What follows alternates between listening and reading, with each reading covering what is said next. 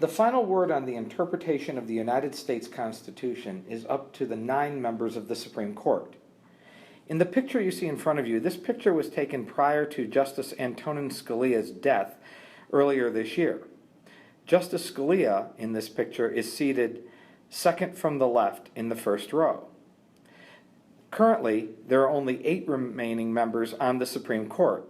The other 8 justices that you see here, with the Chief Justice of the United States seated in the middle of the first row. That is Chief Justice John Roberts. So currently the court has 8 members. President Obama, as you know, nominated the Chief Judge of the D.C. Circuit Court of Appeals, Judge Merrick Garland, to fill the vacancy created by Scalia's death. However, the Republican Senate, led by Senate Majority Leader Mitch McConnell, refused to act on that nomination this year, and the seat remained vacant. And now, in the wake of Trump's election as president and the fact that the Republicans have kept control of the Senate, that vacancy will not be filled by Judge Garland. And when Trump becomes president, he will nominate his own pick to fill Justice Scalia's seat on the court. And then it will be back to 9 members. How the Constitution is interpreted depends upon the policy preferences of the individual justices. As you will see in this chapter on the court system in the United States, liberal and conservative justices interpret the Constitution in very different ways. And so whether or not a liberal or conservative justice is appointed to the court becomes very important because of their differing philosophies on how we interpret the words and the meaning of the Constitution.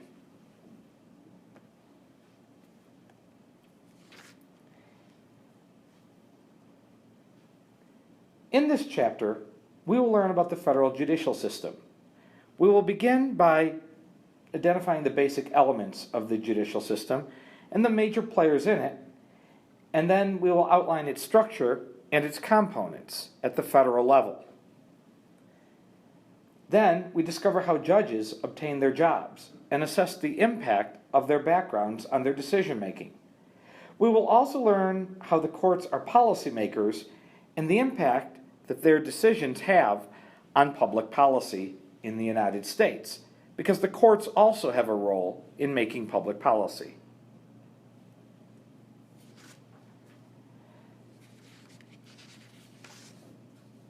In 1787, when writing the Federalist Papers, Alexander Hamilton wrote that the judiciary would be the least dangerous branch of government.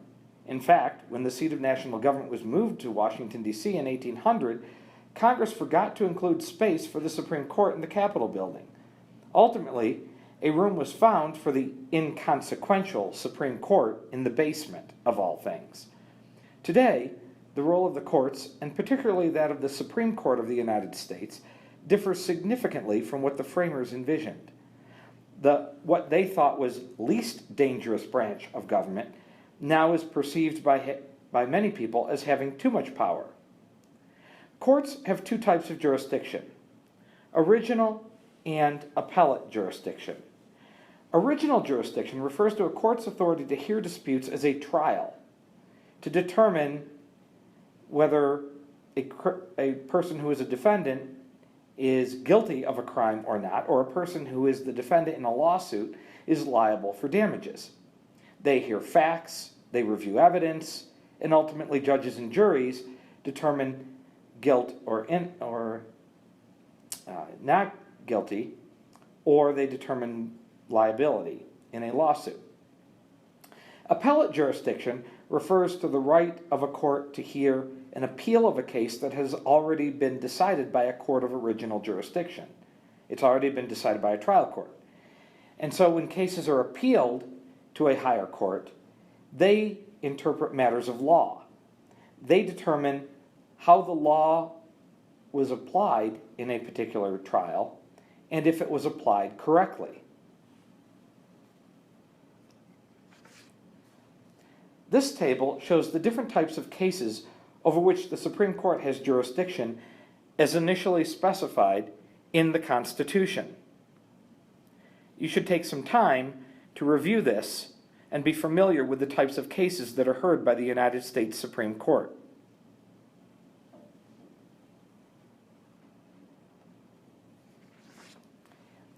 In spite of the framers' intentions, the pervasive role of politics in the judicial branch quickly became evident with the passage of the Judiciary Act of 1789. Congress spent nearly the entire second half of its first session deliberating the various provisions of the Act to give form, structure, and substance to the federal judiciary. The Judiciary Act of 1789 established the basic three-tiered structure of the federal court system. At the bottom were the federal district courts. There is at least one in each state.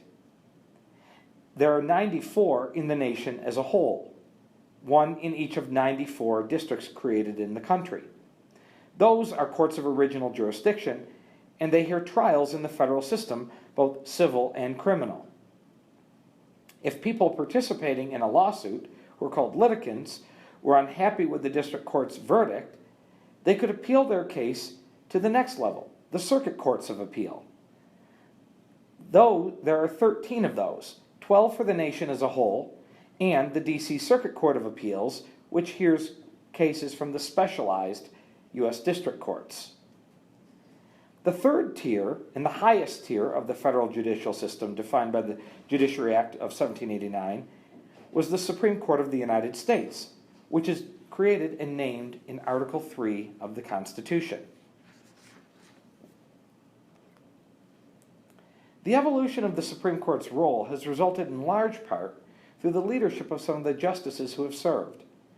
John Marshall, who was the Chief Justice on the court from 1801 to 1835, is considered the most important of all of the justices.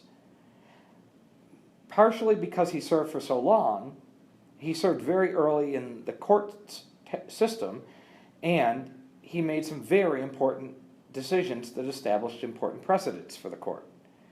For example, Marshall established the practice of having the court deliver opinions as one voice, rather than having each justice write his or her own opinion.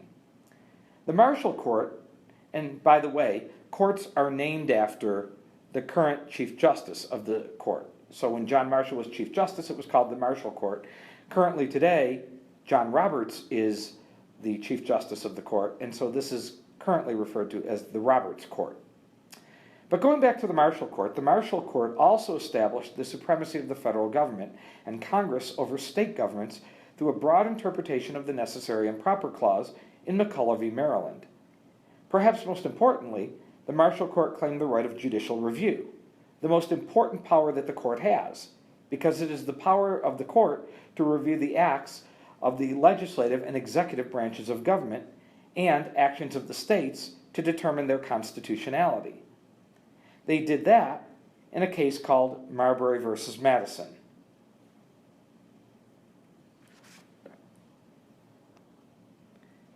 A single person can make a major difference in the development of an institution. Such was the case with John Marshall, who lived from 1755 to 1835, and he dominated the Supreme Court during his 34 years as its Chief Justice. More of a politician than a lawyer, Marshall served as a delegate to the Virginia legislature and played an instrumental role in Virginia's ratification of the U.S. Constitution in 1787. He became Secretary of State in 1800 under President John Adams. When Oliver Ellsworth resigned as Chief Justice of the United States in 1800, President Adams nominated John Marshall to become the new Chief Justice. Marshall served on the court until the day he died, participating in more than 1,000 decisions and authoring more than 500 opinions. The judicial system in the United States can best be described as a dual system, consisting of one federal court system for the whole nation and a judicial system in each of the 50 states. As we will discuss in more detail in this section, both systems are basically three-tiered. At the bottom of each system, whether it's the federal court system or state court systems, at the bottom of each of these systems are what we call trial courts. That is where litigation begins. That is where trials occur, where people are charged with crimes, or where lawsuits are heard when there is a lawsuit. In the middle of each of these systems are what we call appellate courts, or sometimes called appeals courts, which generally review only findings of law made by the trial courts. They do not review the facts of the case. They do not retry the case. They determine whether or not the law was applied correctly. And the party that lost at the lower level will tell the court what errors of law they believe were made, and then the appeals court will have to determine if they agree. At the top of both the federal and state court systems sits the court of last resort. In the federal court system, trial courts are called district courts. Appellate courts are called courts of appeals, and the court of last resort is the Supreme Court. The American judicial system is a dual system consisting of the federal court system and the judicial systems of each of the 50 states. In both the federal court system and in the judicial court systems of most states, there are both trial and appellate courts. The United States Supreme Court sits at the top of both court systems and has the power to hear appeals from both federal and state courts as long as they involve a question that is federal in nature, meaning a question regarding the U.S. Constitution or a question regarding federal laws or treaties. You should study this chart to become familiar with how the American judicial system is structured. This is the third branch of our government, the judicial branch.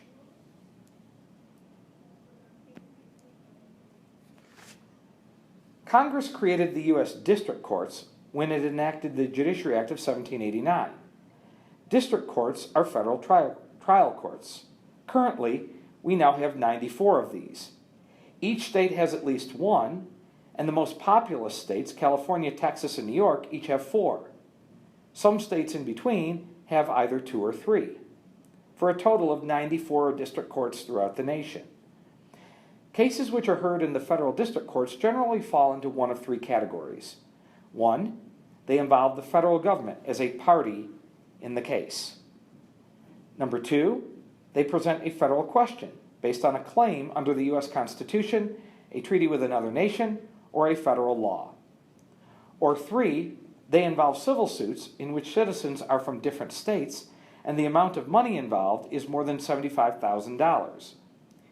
Each federal judicial district has a U.S. Attorney General who is nominated by the President and must be confirmed by the Senate. Now, we use the term Attorney General. There is one Attorney General for the United States as a whole, who is nominated by the President and confirmed by the Senate, and the Attorney General is the head of the Justice Department and charged with enforcing the nation for the law as a whole. In each of the 94 districts, there is what is called a U.S. Attorney for that district. Again, the U.S. Attorney for each district is appointed by the President and confirmed by the Senate, and the U.S. Attorney represents the U.S. government in that district and prosecutes cases on behalf of the federal government in that district.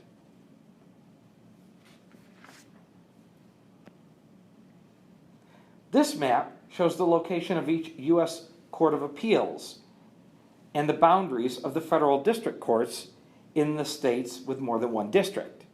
Again, you can see, if you look at the lines that are drawn through each state, those are the boundary lines of federal districts. If there is no dividing line in a state, then that state only has one district court. If there are boundary lines within a state, then from that you can tell whether a state has 2, 3, or 4 district courts. There are 94 in total. The color coding and the numbers refer to the boundaries for the 12 circuit courts of appeals. And of course, there is a 13th Court of Appeal for the D.C. Circuit in Washington, D.C. Note that there are 11 numbered and 2 unnumbered courts of appeals. There are also 94 district courts, as we've said, and no district court crosses state lines. Courts of appeals, of course, cross state lines, and the U.S. Supreme Court has jurisdiction over the entire country. There are currently 11 numbered courts of appeals.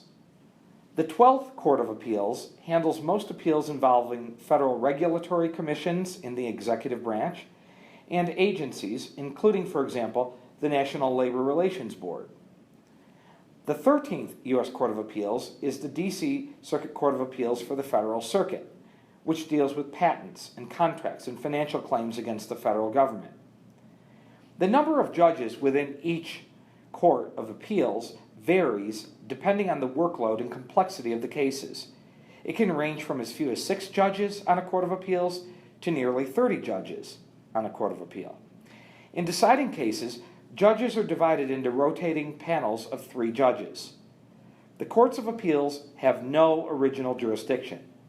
They hear appeals from criminal and civil cases and appeals from the military and from the other specialized federal district courts.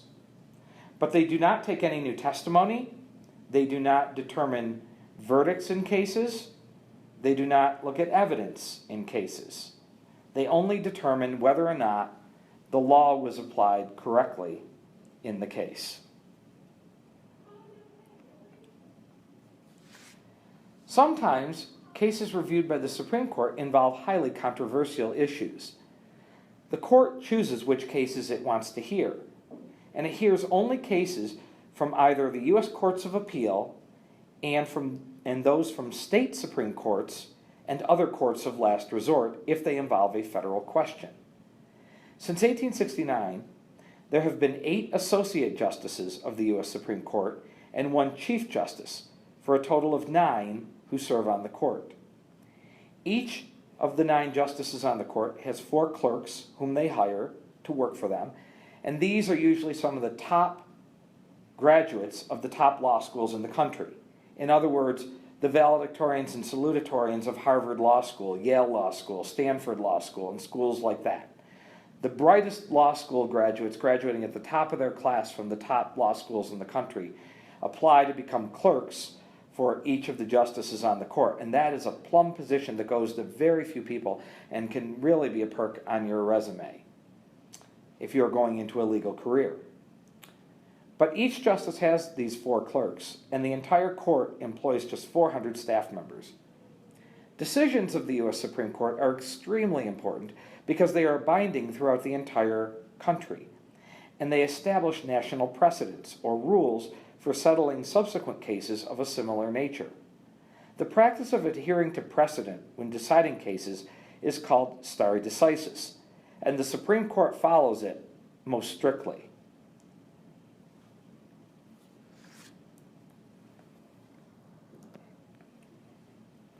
The selection of federal judges is often a highly political process with important political ramifications because the president must nominate judges and the U.S. Senate must confirm them. Presidents, in general, try to select well-qualified men and women for the bench. But these appointments also provide a president with the opportunity to put his philosophical stamp on the federal courts. Democratic presidents will often try to put a liberal philosophical stamp on the courts, and Republicans will often try to put conservative philosophical views onto the court. In this section, we will discuss who are the judges, what are the nomination criteria, and what the appointment and confirmation process looks like.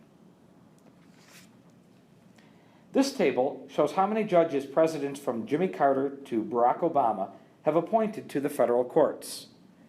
You can see the number that each president appointed to the Supreme Court, to courts of appeals, to the district courts, the total number of judges they appointed, the total of number of judgeships that there were in total during their time in office, and the percentage of judgeships that were filled by that president. You can see that this can be one of the lasting influences that a president has on the nation, because judges in all federal courts at every level have lifetime appointment. And so they can be making decisions that affect the nation well beyond the end of a president's term. That's why presidents consider this a very important legacy for them, to have this kind of influence on the federal courts. The question now will become, what will President Trump's legacy be after he leaves office? Typically, Federal district court judges have held other political offices, such as state court judge or prosecutor. Most have been involved in politics, which is what usually brings them into consideration for a position on the federal bench. Griffin Bell, a former federal court of appeals judge who later became U.S. Attorney General in the Carter administration, once remarked, "For me, becoming a federal judge wasn't very difficult. I managed John F. Kennedy's presidential campaign in Georgia." White males continue to dominate the federal courts, but since the 1970s, most presidents have pledged, with varying degrees of success, to do their best to appoint more African Americans, more Hispanics, more women, and other underrepresented groups to the federal courts. And that has been increasingly true under the last two presidents, Bush and Obama. When a president has a vacancy to fill on a federal court, 6 criteria tend to stick out as most important when he considers a nominee: the candidate's experience, their political ideology, rewards for past support of the president, pursuit of political support from different groups of people in the country, their religion, their race, their ethnicity, and their gender. Most nominees have had at least some judicial, legal, or governmental experience. For example, in 2014, all 9 sitting Supreme Court justices except for one, former Solicitor General Elena Kagan, had prior judicial experience. When it comes to ideology, most presidents also seek to appoint individuals who share their policy preferences. Democratic presidents tend to appoint liberals, Republican presidents tend to appoint conservatives. And almost all have political goals in mind when they appoint a judge or justice. Many of those appointed to the judiciary have been personal friends or supporters of the president's. Some presidents use an appointment to the court to reward past support for their campaign to an individual. Or sometimes they use it to pursue political support from an important interest group that they want support from. And sometimes they are seeking to find balance on the court in terms of religious views, racial views, ethnic views, and gender balance. This table gives us some background on each of the Supreme Court justices that were serving on the court in 2012. One thing that stands out is that there is very little diversity amongst the judges in terms of their legal training. Almost all of them have graduated from Harvard or Yale Law School, the top 2 law schools in the country. And some people are saying that there should be more diversity of views on the court from people that have come from different legal backgrounds. But you can see the age of the justice, the political party of the justice, the president that appointed them, what their religion is. You can see that the court is dominated now by Roman Catholics, although there are a number of Jewish members on the court. Currently, there are no Protestants on the court, no Muslims on the court, or any other faith. The only justices on the court right now are either Roman Catholic or Jewish. You can see their prior judicial experience. Most of them served on the U.S. Court of Appeals before becoming a judge, and many of them had prior government experience. These are common themes for appointments to the Supreme Court.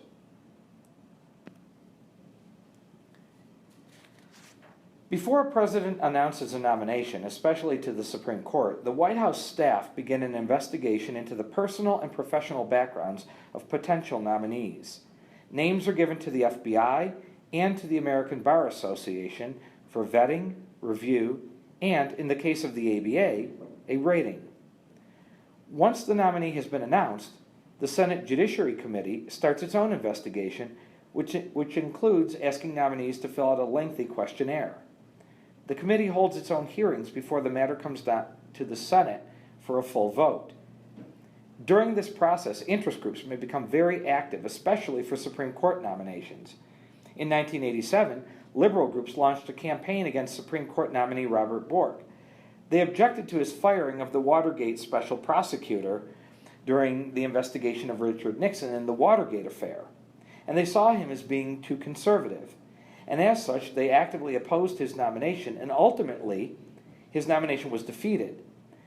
This really was the beginning of Supreme Court nominations becoming very, very political in the Senate.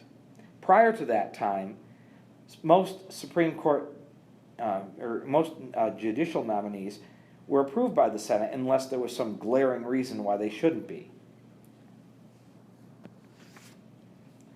This table shows how many interest groups submitted testimony concerning Supreme Court nominees before the Senate Judiciary Committee. Interest groups often take a keen role in either supporting or opposing appointments to the Supreme Court. If they like the nominee, they will actively support them. If they don't like the nominee, they will actively oppose them, and they will make their views heard to senators that serve on the Senate Judiciary Committee, either urging support and a vote for that candidate or urging them to vote against them. And you can see here current and previous justices that served on the court and the amount of support or opposition they had from different interest groups, along with their rating from the American Bar Association and what the final Senate vote was to confirm them.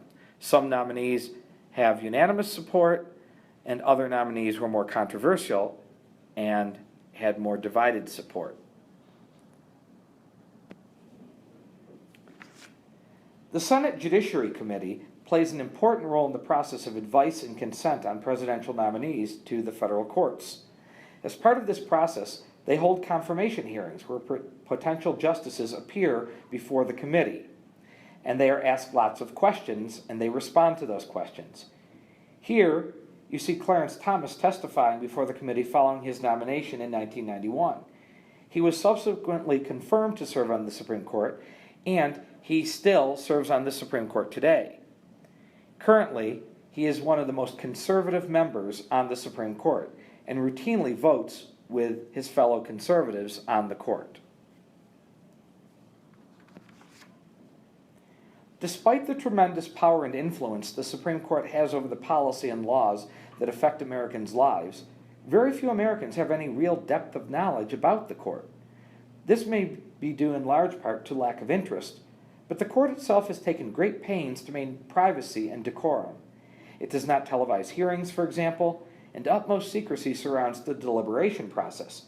Only the justices are in the room when they discuss cases, decide on opinions, and choose which cases they will hear. Not even their law clerks are in the room when they do that. It is only the 9 of them when there are 9 on the court. In this section, we will discuss how the Supreme Court decides to hear a case and what happens next. Very few Americans can name a justice of the Supreme Court. This shows exactly how few Americans are able to name and identify these justices that are currently on the court, with the exception, of course, of Antonin Scalia, who is deceased.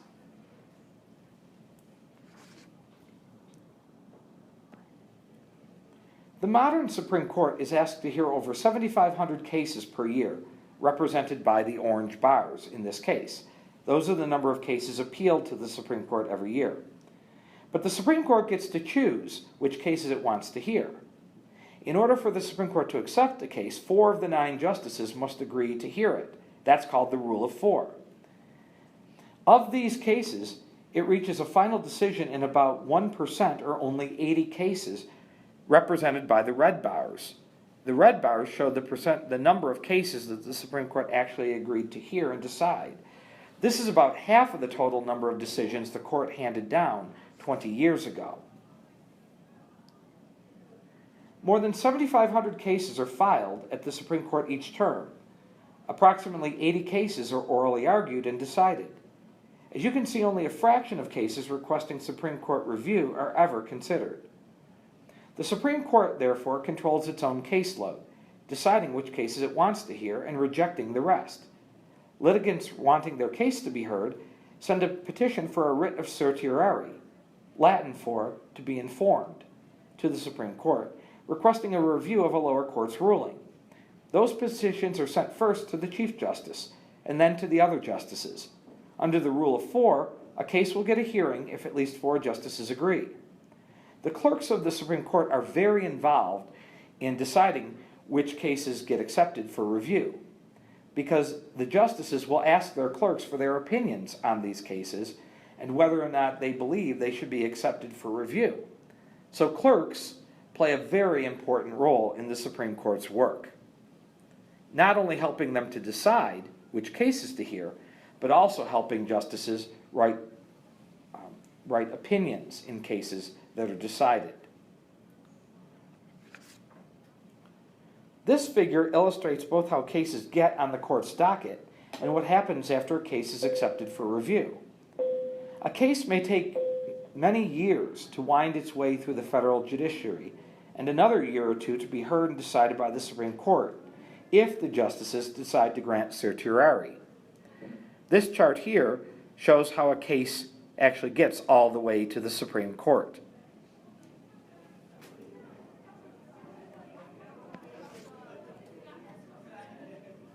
So why are Supreme Court clerkships important?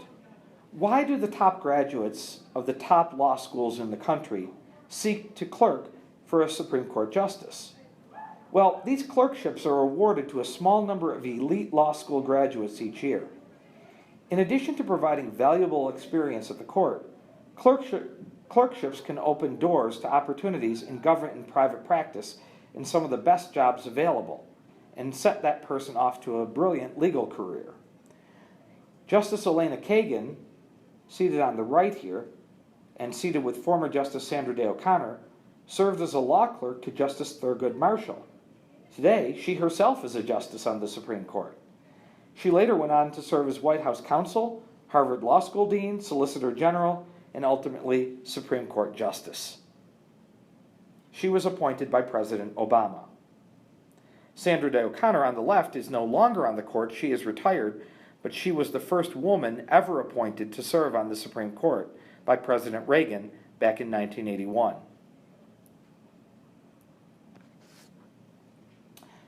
So which cases tend to get a hearing? Among the cues on whether or not the Supreme Court will actually accept a case for review are the following. Is the federal government the party asking for a review? If the federal government is asking for review, the Supreme Court accepts a high percentage of those cases because it defers to the federal government. Does the case involve conflict among the courts of appeals?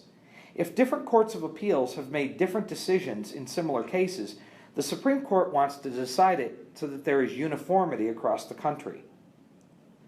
Does the question present a civil rights or civil liberties question? The court is very interested in rights and liberties. Does the case involve the ideological or policy preferences of the justices? If it does, they will want to weigh in on the case and make a decision. Does the case have significant social or political interest, as evidenced by the presence of interest groups' amicus curiae briefs? Those are friend of the court briefs that are filed by interest groups that have an interest in the decision in the case. If there is a lot of interest, that may indicate that the Supreme Court wants to weigh in. This table shows the different groups that participated in the controversial Citizens United versus FEC case in 2010. You can see there are many groups that filed amicus curiae briefs in the case. An amicus curiae brief is a friend of the court brief. It's filed by an interest group that is not a party to the case. It's not the petitioner in the case. It is not the respondent in the case. But it may support either the petitioner or the respondent in the case. And so they file their own legal brief with the court explaining their reasons why they want the court to decide a particular way. And they hope that their views will be taken into consideration by the justices in the case. And you can see from this how much interest there was in the Citizens United case, which is one of the more controversial decisions that the court has written down.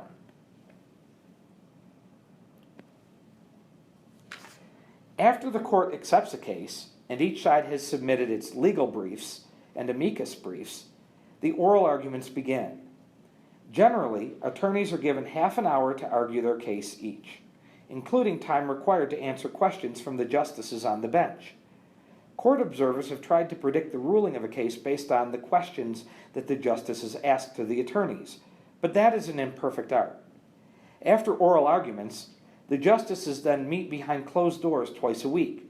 They start each conference with a handshake. The Chief Justice begins the discussion of the case, and then each justice speaks in order of seniority. Discussions are followed by a vote on the case. Once a decision has been made, the opinion in the case must be written because that becomes legal precedent. If the Chief Justice is in the majority, then the Chief Justice may either write the opinion himself or assign the opinion writing to another justice on the court. If the Chief Justice is not in the majority, then the most senior justice in the majority either writes the opinion or assigns the opinion to another justice in the majority. Those that are not in the majority and find themselves on the losing side of the case and in the minority may write dissenting opinions. Dissenting opinions explain the views of those justices that disagree with the majority and why they disagree and their legal reasoning behind it. Of course, dissenting opinions have no legal precedent and they're not binding on the nation. Only the majority opinion sets a legal precedent and is binding on the lower courts. But dissenting justices like to get their views heard. Justices do not make decisions in a vacuum. They must follow the law of previous cases. But as we will discover in this section, other legal and extra-legal factors can be observed in Supreme Court decision-making. Those include justices' philosophy and their ideology, public opinion at the time, and what the original intent of the framers of the Constitution is presumed to have been. One of the primary issues concerning judicial decision-making focuses on what is called the activism versus restraint debate. Advocates of judicial restraint argue that courts should allow the decisions of other branches of government to stand even when they offend a judge's own principles. Because judges are not elected, they should leave policymaking to the elected branches of government that are accountable to the people. Judicial activism is the opposite philosophy. Justices help create public policy through their decisions. The case Roe v. Wade, which liberalized abortion laws, is considered an example of judicial activism. Those who support judicial restraint tend to agree that justices should be strict constructionists. In other words, justices should interpret the Constitution as the framers of the Constitution would interpret it if they were alive today. Those who believe in judicial activism believe that the Constitution is a living, breathing, flexible document, and that the words and values of Americans change from generation to generation, and the current values and beliefs of Americans should hold when deciding the meaning of the Constitution for today. The relationship between the Supreme Court and public opinion can seem like a moving target. At times, the court appears to have heeded the call of public opinion, such as when, in 1936, it reversed many of its earlier decisions that had blocked President Franklin Delano Roosevelt's New Deal programs. But at times of war and other emergencies, the Supreme Court has decided cases that seem to favor public opinion over constitutional principles. In Korematsu versus the United States, the court seemed to bend to public fears during World War II when it upheld the clearly unconstitutional internment of Japanese Americans. Perhaps as a result of these actions, public confidence in the court has varied throughout its history. This table gives an example of the nexus of certain court cases with public opinion, and how well the public agreed with the decision of the court in various cases.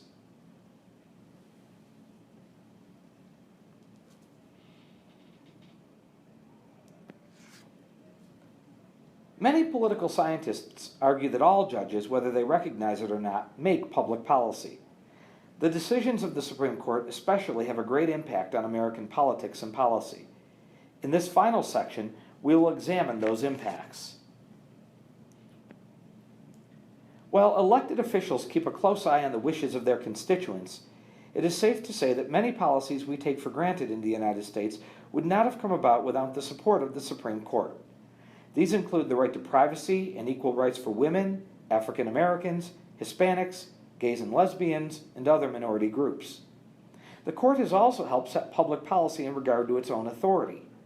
The Warren Court of the 1950s and 1960s helped broaden the role of the court as a public policymaker through its recognition of civil rights. And the Marshall Court did the same thing in the early 19th century through its claim of judicial review. The Warren Court's broad expansions of civil and political rights led to a great deal of criticism, including a movement to impeach the Chief Justice.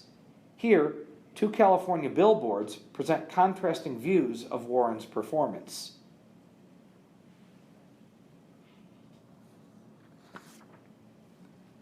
Once the court has ruled, especially if it has reversed an earlier court decision or an action by a branch of government, policy must follow in order to implement the decision.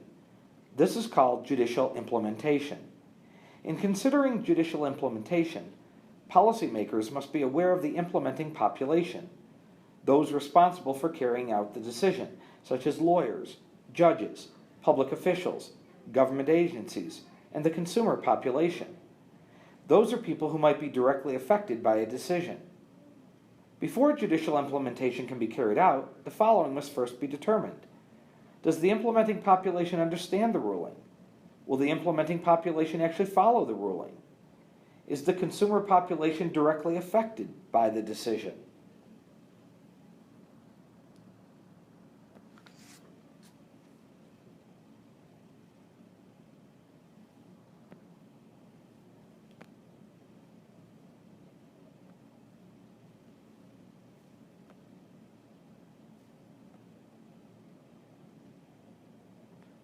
This is the end of the video on the judiciary.